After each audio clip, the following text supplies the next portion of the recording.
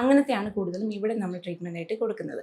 ഇനി മറ്റൊരു കാരണം എന്ന് പറഞ്ഞു കഴിഞ്ഞാൽ ഇവർ ഓവറായിട്ട് ഷാമ്പു ഉപയോഗിക്കുന്നതാണ്. അതായത് പല സാധനങ്ങളും ഇപ്പം ഷാമ്പു മാത്രമല്ല ഒട്ടനവധി ഹെയർ ട്രീറ്റ്മെൻറ്റ്സ് ഒക്കെ ഫ്രീക്വൻ്റ് ആയിട്ട് ഒത്തിരിയധികം ചെയ്യുന്നത് കൊണ്ട് സ്കാൽപ്പ് വളരെ ഡ്രൈ ആവുകയും എന്നിട്ട് ഈ പറഞ്ഞ പോലെ ഫ്ലേക്സ് പോലെ വരികയും പ്രശ്നങ്ങൾ ഉണ്ടാവുകയും ചെയ്യുന്നുണ്ട്.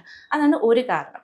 പിന്നെ നെക്സ്റ്റ് എന്ന് പറഞ്ഞു കഴിഞ്ഞാൽ ഹെയർ ഹൈജീൻ വളരെ കുറയുക. അതായത് ഇപ്പോൾ ചിലരുണ്ട് കുളിക്കുന്നത് തന്നെ വല്ലപ്പോഴാണ്, ആഴ്ചയിൽ 2-3 പ്രാവശ്യമൊക്കെ ഇവർ കുളിക്കുകയുള്ളൂ. എന്നാൽ ഇവർക്കാണെങ്കിൽ വളരെയധികം ഓയിലി സ്കിന്നും സെബം പ്രൊഡക്ഷനും ഒക്കെ ഉണ്ട്. അപ്പോൾ ഇതിനകത്ത് ഡേർട്ടും മറ്റ് സാധനങ്ങളും ഒക്കെ വന്ന് സ്റ്റിക്ക് ഓൺ ചെയ്തിട്ട് അവിടെ ഫംഗൽ ഗ്രോത്തും ഒക്കെ വന്നിട്ട് നല്ല രീതിയിൽ ഡാൻഡ്രഫ് ആയിട്ട് തന്നെ വരാൻ കാരണമാവും. അപ്പോൾ ഡെയിലി ഷാമ്പൂ ഒന്നും തേക്കേണ്ട ആവശ്യമില്ല. ആക്ച്വലി വീക്ക്ലി ട്വൈസോ അല്ലെങ്കിൽ മാക്സിമം ഒരു ത്രൈസോ ഒക്കെ തേച്ചാലും മതി. പക്ഷേ നല്ല രീതിയിൽ വെള്ളം ഒഴിച്ച് മുടി കഴുകേണ്ടത് ഒരു വളരെ അത്യാവശ്യമുള്ള കാര്യമാണ്.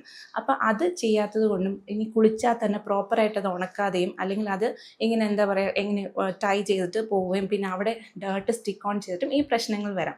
അപ്പോൾ ഇങ്ങനെയുള്ള ഹെയർ ഹൈജീനിൻ്റെ പ്രോപ്പറായിട്ടുള്ള നോക്കാത്തത് കൊണ്ടും ആണ് അടുത്തൊരു കാരണം എന്ന് പറഞ്ഞാൽ. പിന്നൊരു കാരണം എന്താണെന്ന് പറഞ്ഞു കഴിഞ്ഞാൽ നമ്മുടെ ഫുഡാണ്. അതായത് ചിലർക്ക് ഗ്ലൂട്ടൻ അലർജി കാണും, അല്ലെങ്കിൽ ഗട്ട് റിലേറ്റഡ് പ്രോബ്ലംസ് കാണും.